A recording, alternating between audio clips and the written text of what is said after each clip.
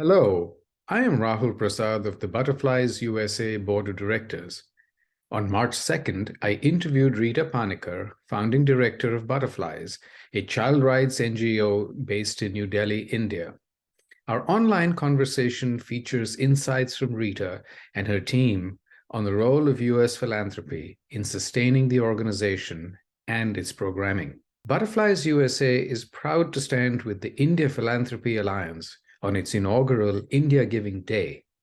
By sharing this video with IPA's constituents, we hope to both attract new supporters and advance the India Giving Day goal of creating a sense of abundance over scarcity for small but effective grassroots NGOs like Butterflies, organizations which are exceptionally skilled at multiplying their impact by collaborating with the Indian government, particularly at the local level. Thank you for watching, and I hope you'll enjoy learning more about the remarkable work of Butterflies.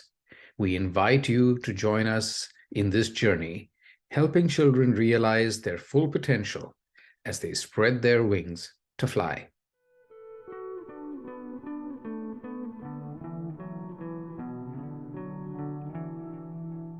Actually, it came in at a time when we really desperately needed that resources, that funds. One, it was a time when the children were going through an emotional crisis because of the pandemic. Some of the kids, and in fact, everybody were very scared, and children were not understanding what was happening during that time. And so they were really emotionally, they were very disturbed. And that's the time when we had our counseling services, which we say social casework. And we got special permission from the government to be able to have this one-to-one sessions with the children, because the mobile, through telephonic counseling was not working. The fact that most of them had only one mobile phone in the house and to be sharing, and living in a one-room tenement, there was no privacy, and therefore it was important to have this one-to-one interaction with the children. And children needed to see their what we call Bhaiya Didis. They're actually older sister, older brothers. They are social workers. So they wanted to see them, and get that reassurance. So that came in because the mental health of the children, the families, and the communities were really at a very low point. So the funds were utilized for that. The other is that the government of Delhi had requested us to take in girls who were living alone or were found on the streets, or their parents had COVID and were hospitalized and there wasn't anybody. So we had a quarantine center for the girls in the state of Delhi. And we got these children from all over Delhi. And they were with us for about 15, 20 days on our batches. And this went on for nearly 9 months. And we looked after the girls at that particular point in time. We also utilized the money because, as you know, that most of all the families and children that we work with are daily wagers. So there wasn't any job. So when it came to income, there was very little. And also because savings were so little. So it was a very, economically, a very depressing time for everybody and also for them. So we used the resources also to give cooked meals in the beginning. And after that, we gave them rations, which included rice, wheat flour, oil, spices, as well as vegetables that do not get spoiled, like onions and potatoes and things like that. And we also gave them hygiene kits so that they had soaps and toothpastes and toothbrushes and sanitary napkins for adolescent girls and women.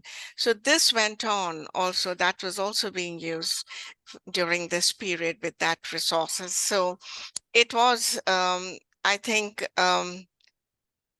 it was such a blessing at that particular point, because most of the funds that we have are so budgeted and they're all under budget lines. And this came to us at a time when we desperately needed that to be able to support the children. So that's what we did, utilize the resources for mental health, giving rations, and for quarantine um, facilities for girls in the city of Delhi.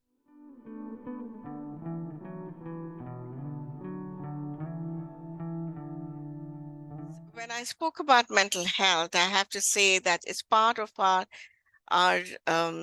child health and sports cooperative. And we have every year, we train about 172 adolescent girls and boys as buddies. And we give them basic training in communications and in counseling. They're not counselors, they're just buddies. And so they were able to reach out to their friends, and they continue to do that, because mental health intervention for butterflies is cross-cutting. It's not a standalone program.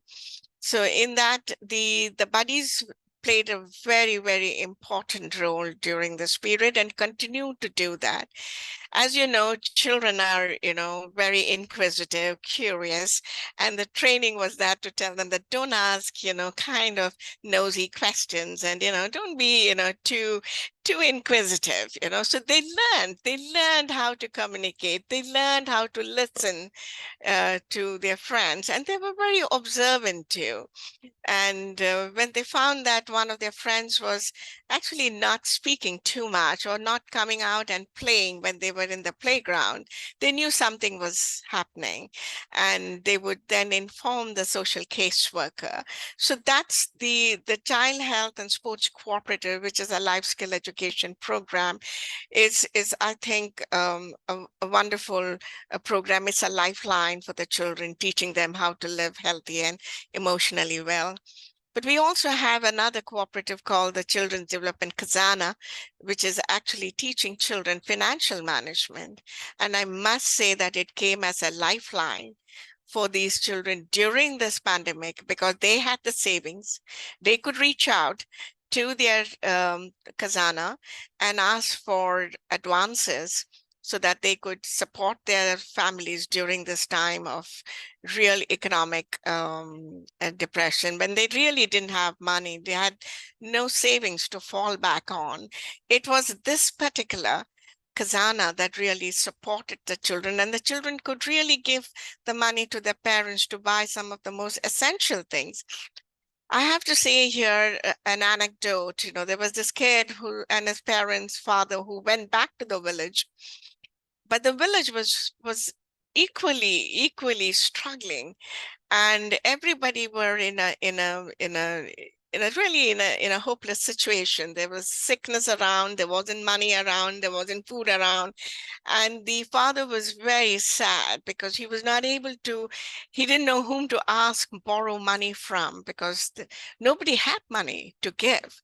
And that's when this little boy said, he called up, he used his uncle's phone, called up the advisory committee of the Children's Development Khazana and said, would you mind please sending me 1,000 rupees, it's my savings, and if any other advance. And they were able to send that money. And when the kid took that money, it wasn't much, just about 1,000 rupees, but the fact it's a hell of a lot of money at that particular point in time. And when the little boy gave that to his father, the father embraced him and kissed him and started crying. And this is a father who's not emotional. He never hugs, he never kisses his kid. And this was the first time that he did that. He really hugged him and he kissed him and he said, you are like God fairy, that who has come and then helped us at this point. And the father said, when I go back, I've learned a lesson from you. I'll also start saving small amounts of money. And the little one said that, I'm going to be saving a lot of money too, because one never knows, when this pandemic will, it'll be there or not there. So, so it was also a lifeline for the children, the Kazana.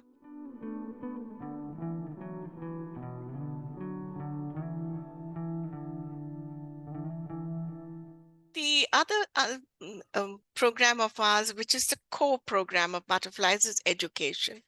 Because we believe that unless children go to formal school and study, um, there is no exit from generational illiteracy and poverty. So for us, education is a core program, and we support children to continue their formal education. And all those who complete their high school and they want to go in for higher education, we would support them for it. So it's right now we work with young persons right up to the age of 21. So we do support some of these young persons and there are quite a few who are now in Delhi University studying. Some have gone for technical education. And Butterflies also has a technical school. We have a Butterfly School of Culinary and Catering, where the children come and learn culinary. And we're really proud to say that all our graduates have got jobs in fine dining restaurants. And very lately, one of our graduates just wrote to tell us that he works with J.W. Marriott, that he has become a junior chef. He has been promoted and he's now in Bangalore.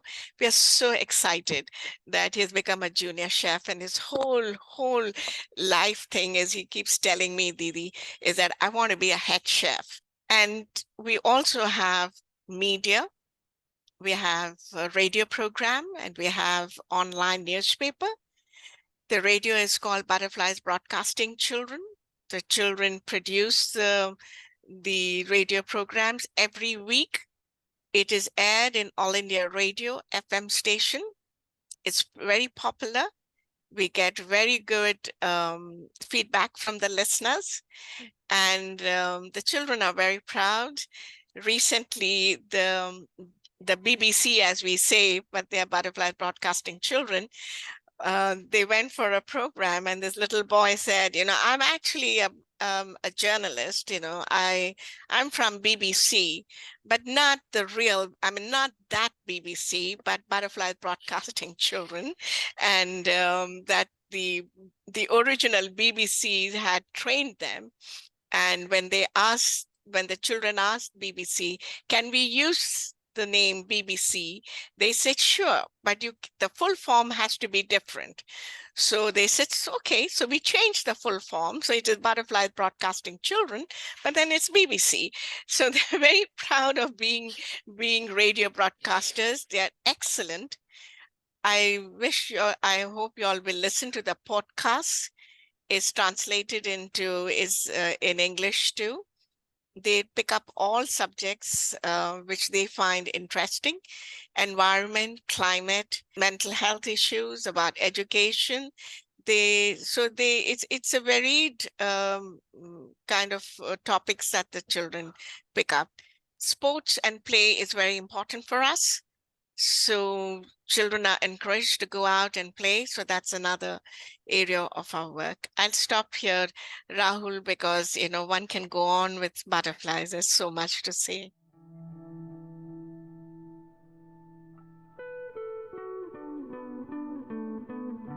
One is that, like I said, education is very, very important for butterflies. And right now, with the learning levels having really dipped and dropped because of online schooling, it has become imperative for us to spend more time on the education. Earlier we used to be there in the field it would be 3 to 4 hours, but now you need to take extra classes. But we also need to have teachers who are subject specialists. in mathematics and science and languages. That's something that we would really want to do. The other area of work which we are very keen on, and is that this is again taking from mental health. Technology, internet and social media is influencing the lives of children, and it is causing a lot of issues with children with it. And so how do we, by telling a kid, don't go into the social media, don't chat, it's not going to work, because as it is, the virtual world is unfortunately has become their real world and not the real world. So the human beings talking one-to-one is something that is happening less as compared to their virtual world. So one thing that we do is to see to it that they come out and play, and they have their sports, which is football and basketball, and they play that, and also all other games. The other is that what we are trying to do is, which is we haven't yet initiated, but we will, is to get children to read um, a storybook. So they have libraries, which is a mobile library. So they can read a storybook, they can ask questions, and maybe even change the storyline. Why is it that the lion has to always be the king?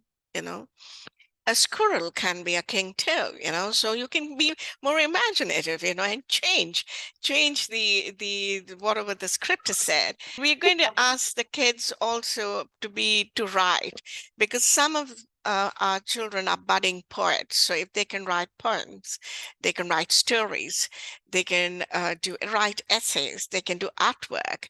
We will put it all together. And every year we would have a literature festival where the children can share what they have written, and they could read stories, and we could invite some of the professors from the various universities, the authors in Delhi, to come and listen to them or see to them. It's a kind of an encouragement for them, but also to get them off the mobile and to go back to the romance of holding a book and reading a printed page rather than on the Kindle and everything else that you see. The children have written about their experiences during the pandemic, and my colleague Ollie is looking at it and editing it, and we're going to bring that out as a book.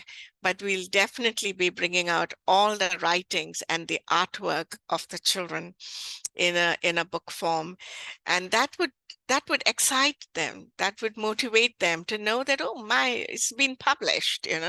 So maybe that will help them to pick up a book more than look into their internet and social media. So if, of course, Rahul, it's this internet, social media, it's a challenge to have an alternate to that. It's not easy, because the kids have so many friends on their internet, and the fact is that they follow so many of these YouTubers, and some of them are trying to be YouTubers and get followers. So it's not the world is quite technology driven. So for us to come with an alternate and say, pick up a book, and read the book, it has a fantastic, stories to tell you.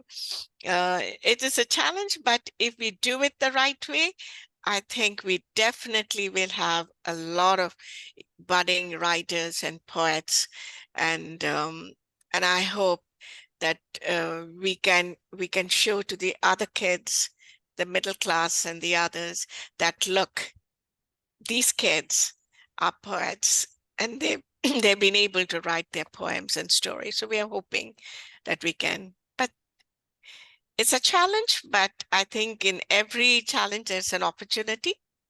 Yes. And that's what we'll grab at. And the other is in the we would like to work with boys, focusing on them. This is as a follow-on of the study that we did of boys being sexually abused.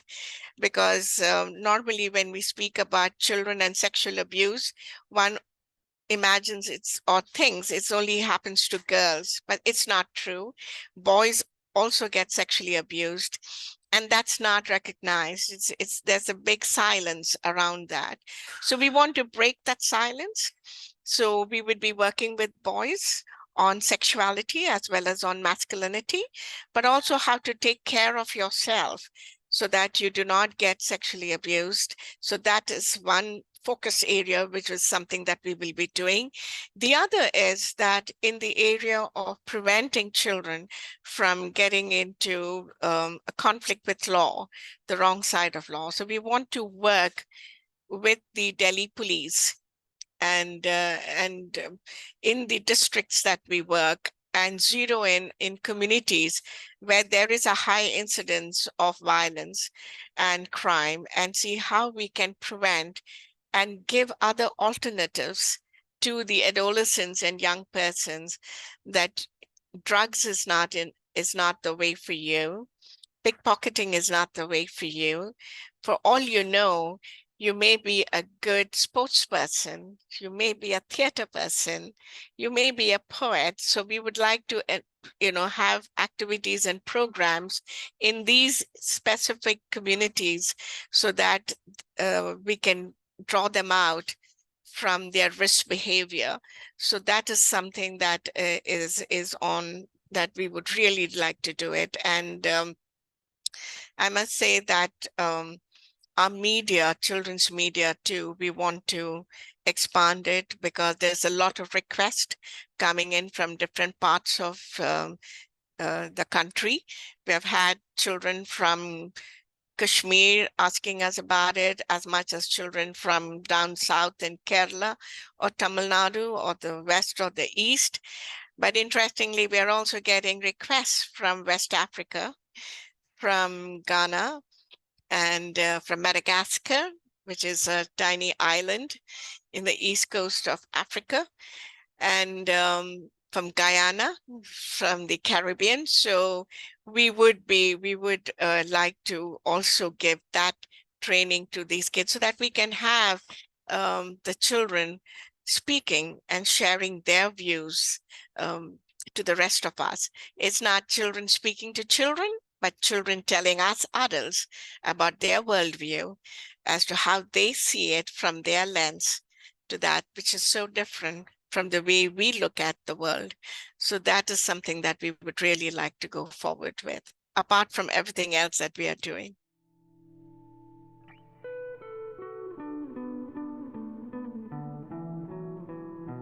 In these programs like the Children's Development Khazana or the Child Health and Sports Cooperative, I mean, these two are the flagship programs of Butterflies, and it's truly owned by children. And when I say that, I'm saying that with all honesty. They own it, and they're the ones who script the narratives.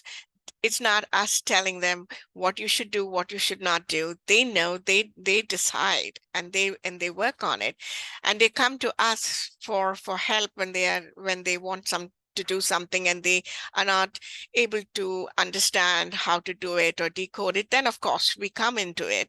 Now this is something that is a life skill, truly a life skill for life. To live a healthy life, as the WHO says, a body that's not only disease-free, but also mentally healthy, to be emotionally well, is so important.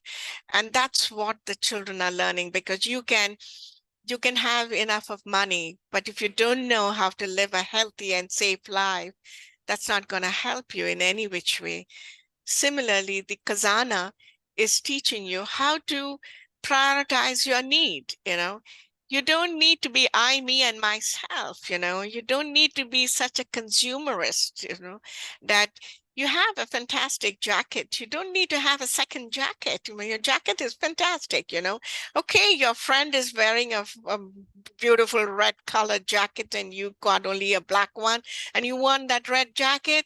How about negotiating with him and loaning your black jacket to him and getting his red jacket and wear that for a week, and maybe get all the hype that you want from your girlfriends. I don't know, because everybody wants to be uh, and but he looks so good. You can see all the girls, I mean, they all look at his jacket.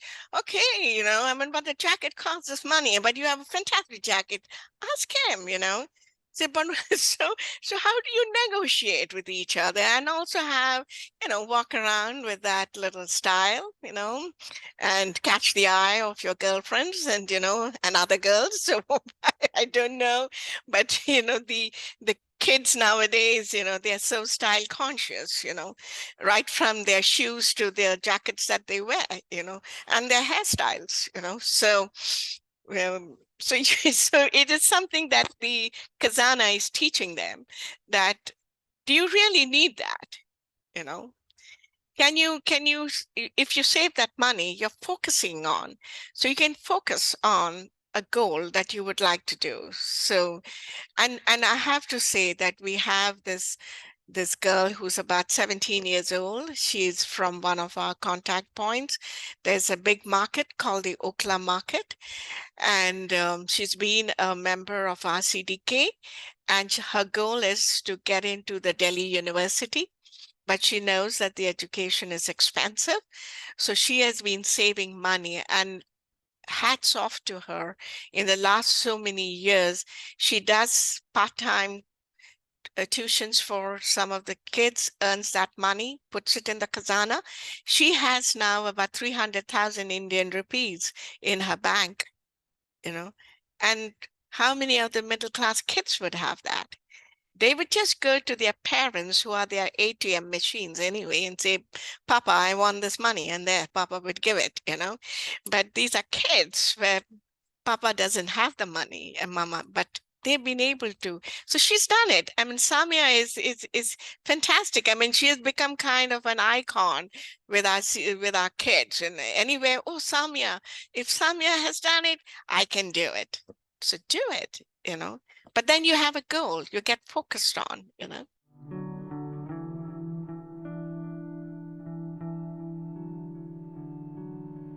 What Mr. Prasad asked earlier about expansion, I would like to add what Ms. Panicker has already mentioned is we work with the associate members in India. So we are working in 5 states, and also directly we are working in Delhi and one other state, namely Uttarakhand. So uh, in Uttarakhand, we so far we are working in a limited manner because we were working with the state government, Department of Education. So our engagement was to just identify out of school children and then put them in school and for a year to supervise them so that they retain in school. So what now we are planning to do is we realize that in 1 year it is not helping them to remain in school after we leave them and shift to other locations. So uh, that also has been our experience in working with children in Delhi. So what we want to do now is same program that we have been doing, implementing in Delhi. We want to implement the same strategy in Uttarakhand as well. So we will have more engage longer period of engagement with children. At least for 3 years, we want to continue with the same group of children. And every year, of course, the state government will give us the new targets because they want all the out of school children to be to be put in the schools. So new groups will be added every year as per the targets given by the state government. At the same time, we would like to continue with the existing number of children so that we can ensure that even if we discontinue, they remain in school. So that we want. Even though government every year they run different programs to identify children, still because this state is a new state relatively, and there has been a lot of focus in development, investment, and also migration is increasing there. So the number of children who are coming there alone and also with the families to work in unorganized sector, daily wage earners, and is increasing. So um, it doesn't matter how much effort the government puts to put all the children in school, but new group of children come every year.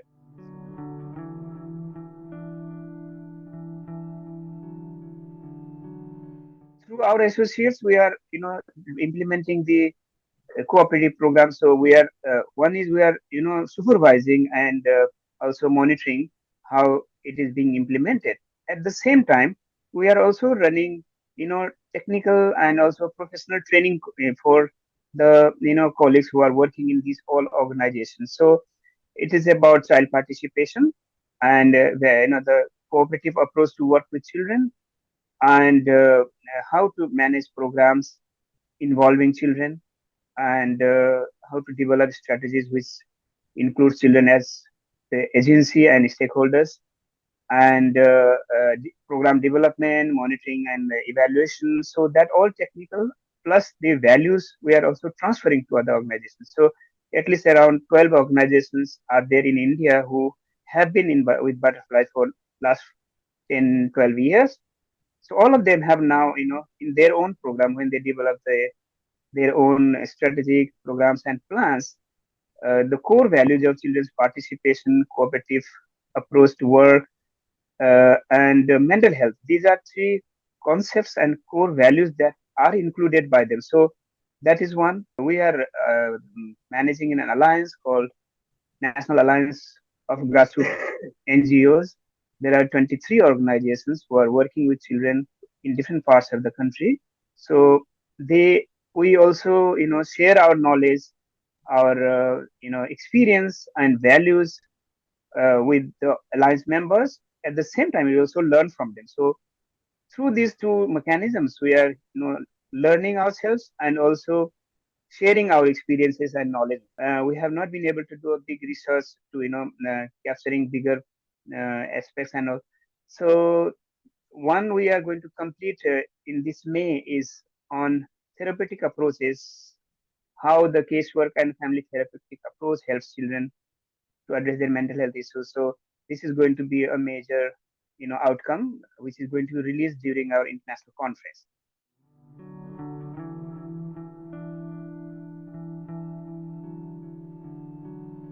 About our new building, uh, luckily we found one of the renowned architects who designed this building considering the environment. And so from the day one, this was the discussion that we had, that we want a building which, first of all, it should be the space for children, and secondly, it should be it should be environment friendly. So these were the two concepts that we had explained to the architects, the designers. The building is for children because all that the space and the entry and exit and all the rooms and the spaces are designed in such a manner that when a child enters the house building, then roams around all the floors. Then when the child comes, so the child literally feels that whether I don't know where I was. So it's like a puzzling. So that is a wonderful. Children really like whenever they come. They want to spend time just walking and coming up and down. So that is one. Environment friendly is that the most of the things that in which are used for construction, the material is reused. For example, the all the woodwork was reused from, it was taken from the old buildings which were demolished by other people who wanted to build their own new building. So the architecture had contacted all these other architects who are going to rebuild other buildings. So he had requested them, if you can give me the details of how many buildings you are going to demolish and what are the material is going to be available. So according to the material available, he designed the doors and windows and all the exit and entry points. So he first measured the available material, then based on that, the all the windows were also designed. So that is one. Secondly, all the bricks were produced from the soil that was unearthed when we had to build the basement. So there was a lot of mud which was used to produce bricks within same space. So we didn't have to buy new bricks. So that is the second thing. And thirdly, we have the solar system fully placed in on the top of the building. So uh, around 50%, more than 50% of our electricity energy is supplied through solar energy. So all our computers, lights is run by solar, but only the heating if we need during the winter, and the air conditions during the summer are run through direct electricity. So that is how it is designed and it is functioning.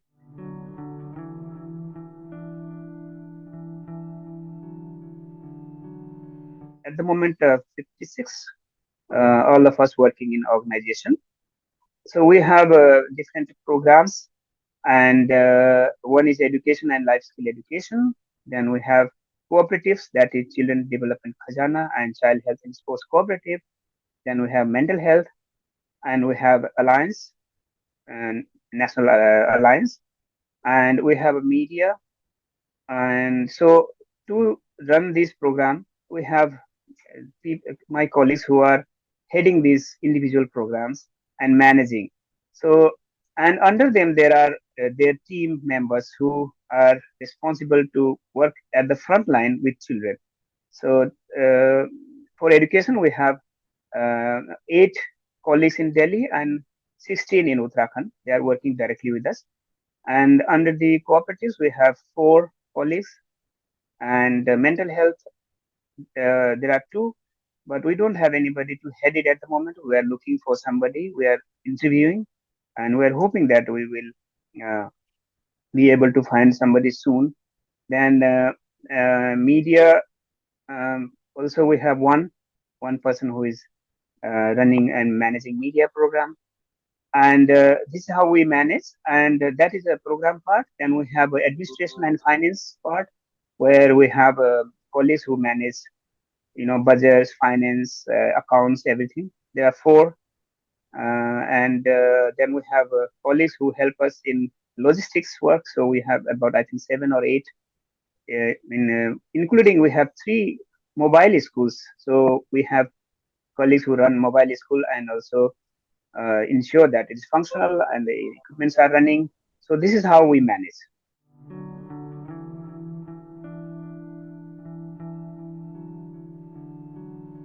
We have been managing Childline 1098. It's an emergency helpline for children in crisis. It has been there for last 25 years, since the beginning of this project in India. And so last year, the government of India, the Ministry of Women and Child Development, took a policy decision, and they wanted to restructure Childline, how it operates. So earlier, the existing model of Childline is the government of India provides the resources, allocates a budget annually, and it gives to an organization called Childline India Foundation, who is a quasi-government foundation. It is created by the government, but there are government representative and also the individual from the NGOs. So that that organization is responsible to initiate, manage, supervise, run 1098 services throughout the country, and the in partnership with the local organization like Butterflies. So every district has one child line, so it's district-based child protection service. So it was running well, and there are more than, I think, at the moment 640 child lines in India, child line services in India. So last year, the ministry took a decision that they would like to restructure it and also run it through the state governments rather than the NGOs. So uh, the new proposed model is that the central government will fund the state governments, and the state governments have set up, they have an agency at the state level. It's called Child Protection Society. So the funds will go to the Child Protection Society, and the society will manage. They are expected to manage with the police. So police will pick up the phone, and there will be some outreach workers and all. That is what the proposed model was. But and it was expected that this will be rolled out from the 1st of April 2023, next month. However, last 1 year, government has been discussing and also, piloting in some places, but they realized that it's not working because, first of all, the having a child line with the NGO was the idea that the police cannot do it because it's a sensitive issue. Children need special, different kind of interaction. All police cannot do it. So this was in fact going back to the same model. So but the police also felt that we cannot do it because we are trained to do something else, not to take care of children who are in crisis. So there is a lot of resistance from police and also from the state child protection societies. Child protection societies so far are happy to manage the funds. They said that we can manage the funds by giving it to the NGOs who are already running, but we cannot have new system, new staff, new child lines under our control. It will be a lot of work for them. So that's why it has not happened so far. And in fact, yesterday only we received a mail from Childline India Foundation, informing us that the new system has not been started. So another 1 year will be our responsibility. So we are happy for that, but we want some kind of assurance that we will have some role, because we have colleagues who have been working with us for 15, 16 years at least, and they have been trained and they are perfect to reach out to children in crisis and help them. So first of all, their learning, their experience, their knowledge is going to be useless in future for government. That cannot happen because ultimately government invests so much money to train such a big number of child protection professionals. So they should be given some responsibility. That's one thing. Secondly, there has to be some kind of defined strategy plan, and also it has to be discussed with the child and who are, I mean, the organization which are already running the program. But unfortunately, government is doing in such a secretive manner that we don't know what they are discussing, who is helping them to design new, strategy. So we are very concerned about it. But next 1 year, we are going to run. That is our responsibility.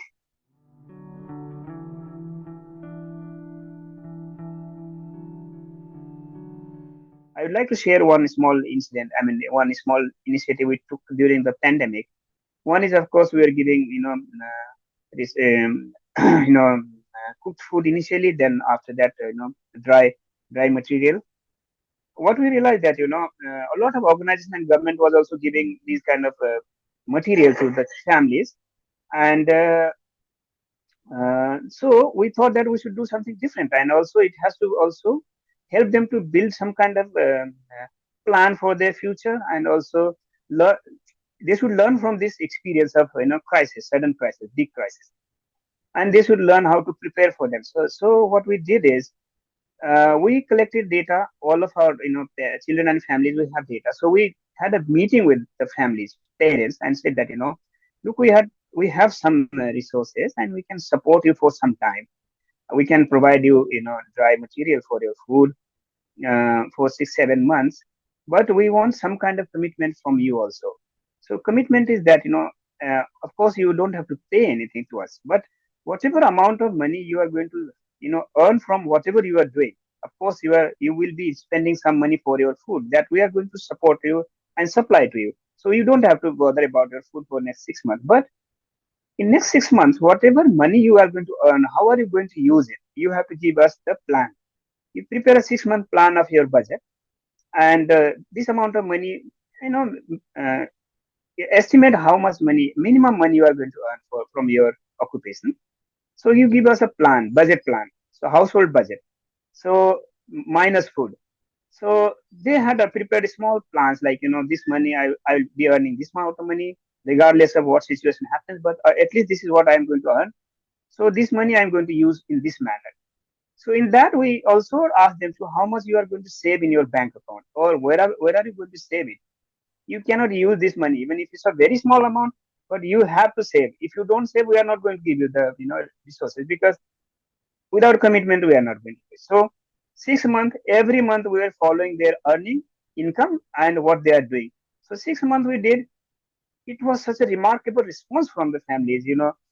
Uh, what they do is, some of them even could, save around 15,000 rupees, 10,000, 12,000, 15,000 rupees.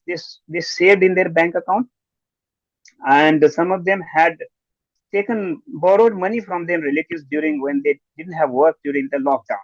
So they were under debt, small amount, so they could pay, and we verified that they are actually paying and they are indebted. So we verified all that. So now we did recently we had a small again after 6 months we had a discussion and collected some data whether they are actually practicing now or they have forgotten about it. So, a number of their families, at least 60% families, are now doing household budgeting, and they ensure that some amount of money is saved for future. If there is a crisis, at least they will have some money for 1 or 2 months. So, and we are helping them to open bank accounts and also have a recurring deposits and all that, all financial management. What we were teaching children during through our CDK, we thought that parents also should learn about it. So that has helped, and we could do that because of the resources that we had from USA Foundation, USA Butterfly USA Foundation. So these are the, this is one example. Similar, we want to do different things with the parents, what parents and families and communities, teachers, and children in the school. So a lot of ideas are there. So we'll be using resources. So this is what support we would like to have.